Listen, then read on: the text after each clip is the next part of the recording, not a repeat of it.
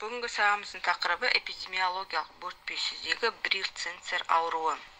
Эпидемиологиялық бөртпе сүзегі правочек рекециялармен шақырылатын, жылжымайтын, грамм теріс, яғни ылғал жерде қайнатқанда зарарсыздандыру ерітінділеріне тез өлетін жұқпалы аурулардың бірі.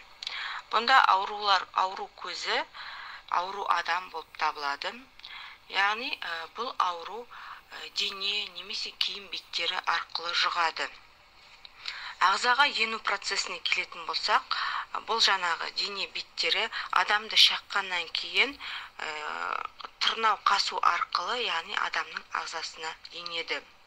Яғни қоздырғыш қанға еніп, қан тамырларының эндотелиінде жасушасында көбейеді және жасушалар өледі.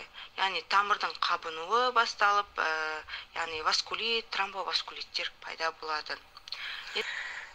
Енді клиникалық көріністеріне келетін болсақ, жалпы аурудың жасырын кезеңі 1 немесе 2 аптаны құрайды. Сонымен қоса ауруда жоғарғы температурасы болуы, яғни 39-40 градусқа дейін көтерілуі, дене қызуы, жалпы әлсіздік, бастың ауыры,